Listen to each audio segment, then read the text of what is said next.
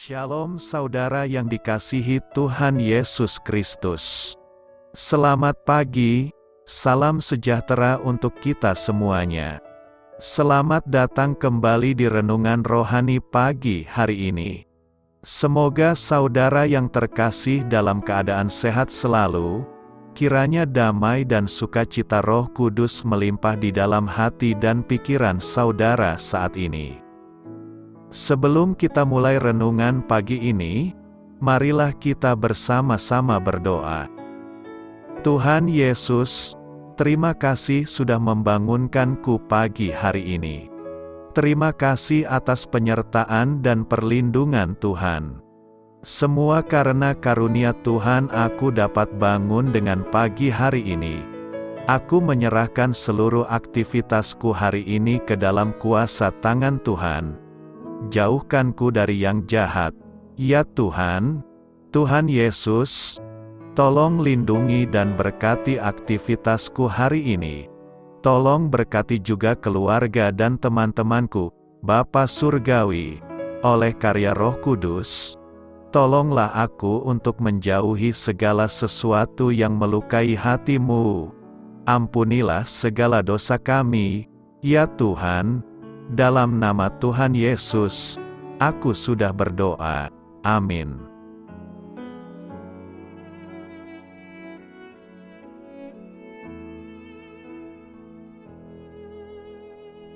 Sahabat Suara Sion, pembacaan ayat emas Alkitab renungan kita hari ini. Nats pilihan kita adalah, dan hampir segala sesuatu disucikan menurut hukum Taurat dengan darah, dan tanpa penumpahan darah tidak ada pengampunan. Tertulis dalam kitab Ibrani 9 ayat 22, bacaan kita terambil dari kitab Ibrani 9 ayat 11 sampai dengan ayat 28.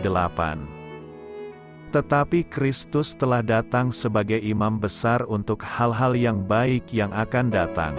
Ia telah melintasi kemah yang lebih besar dan yang lebih sempurna, yang bukan dibuat oleh tangan manusia, artinya yang tidak termasuk ciptaan ini, dan ia telah masuk satu kali untuk selama-lamanya ke dalam tempat yang kudus, bukan dengan membawa darah domba jantan dan darah anak lembu, tetapi dengan membawa darahnya sendiri.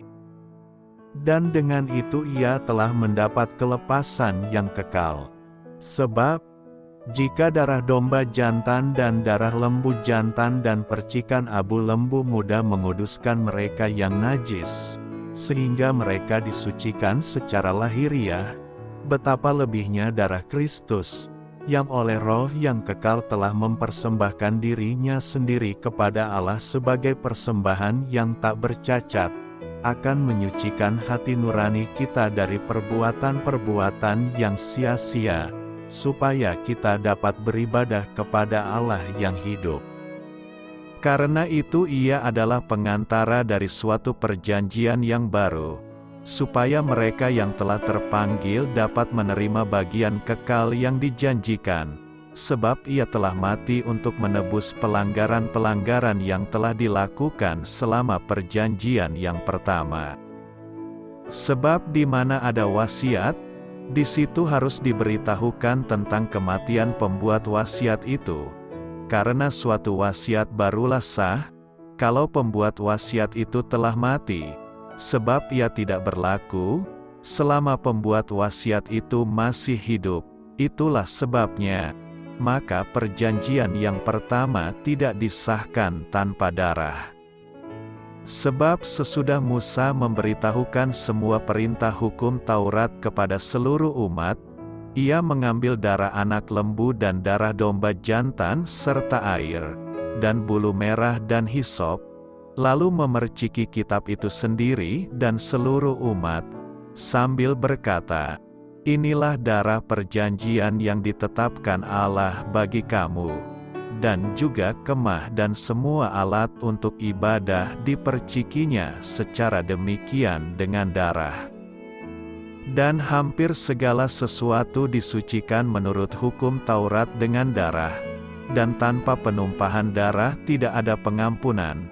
Jadi segala sesuatu yang melambangkan apa yang ada di sorga haruslah ditahirkan secara demikian, tetapi benda-benda sorgawi sendiri oleh persembahan-persembahan yang lebih baik daripada itu. Sebab Kristus bukan masuk ke dalam tempat kudus buatan tangan manusia yang hanya merupakan gambaran saja dari yang sebenarnya, tetapi ke dalam sorga sendiri untuk menghadap hadirat Allah guna kepentingan kita, dan ia bukan masuk untuk berulang-ulang mempersembahkan dirinya sendiri, sebagaimana imam besar setiap tahun masuk ke dalam tempat kudus dengan darah yang bukan darahnya sendiri. Sebab jika demikian ia harus berulang-ulang menderita sejak dunia ini dijadikan. Tetapi sekarang ia hanya satu kali saja menyatakan dirinya, pada zaman akhir untuk menghapuskan dosa oleh korbannya, dan sama seperti manusia ditetapkan untuk mati hanya satu kali saja, dan sesudah itu dihakimi. Demikian pula Kristus hanya satu kali saja mengorbankan dirinya untuk menanggung dosa banyak orang. Sesudah itu ia akan menyatakan dirinya sekali lagi tanpa menanggung dosa untuk menganugerahkan keselamatan kepada mereka yang menantikan Dia. Terambil dari kitab Ibrani 9 ayat 11 sampai dengan ayat 28. Inti dari ayat emas renungan kita adalah, Kristus akan menerima Anda apabila Anda mau mempercayainya. Mari kita mulai renungan kita. Judul renungan kita hari ini adalah Rumah Simbol. Mari kita mulai kisah inspiratif. Suatu kali tetangga kami sangat terkejut ketika tiba-tiba ada dua laki-laki muda tak diundang memasuki rumahnya. Ia menjerit-jerit, hingga membuat kedua lelaki itu melarikan diri. Namun demikian, tidak ada seorang pun yang akan menuduh atau menilai tetangga kami itu tidak ramah.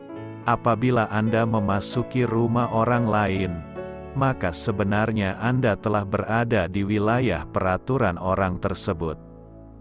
Kita kadang-kadang lupa bahwa prinsip yang sama juga berlaku saat kita masuk ke hadirat Allah.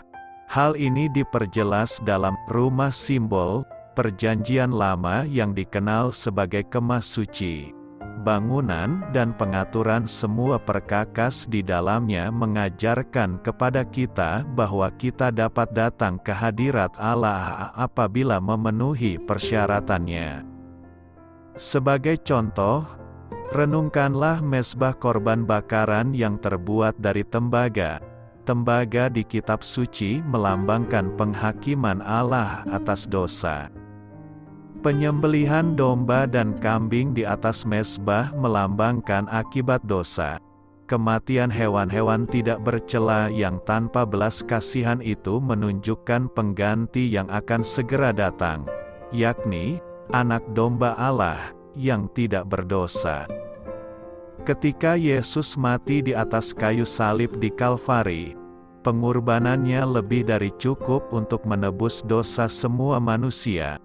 Satu-satunya cara untuk mendekati Allah adalah dengan memenuhi persyaratannya. Kita harus menerima pengampunan yang ditawarkannya melalui Kristus.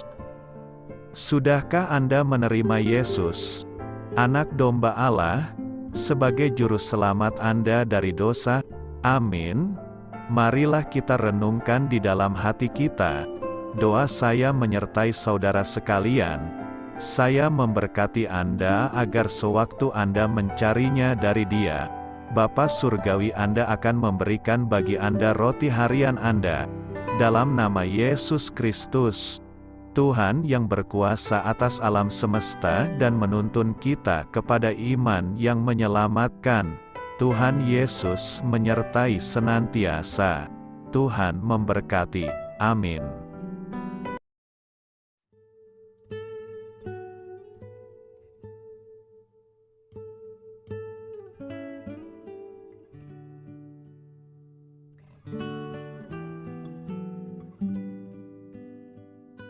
Marilah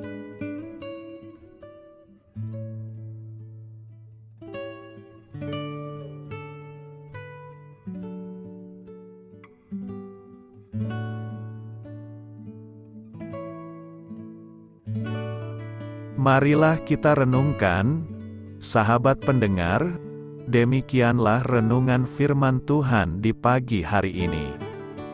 Semoga menjadi berkat di dalam hidup kita, dan sebelum kita memulai segala aktivitas kita pagi hari ini, marilah kita berdoa. Selamat pagi Bapa, malam hari telah berganti pagi, kehidupan baru telah Engkau berikan kembali bagi kami.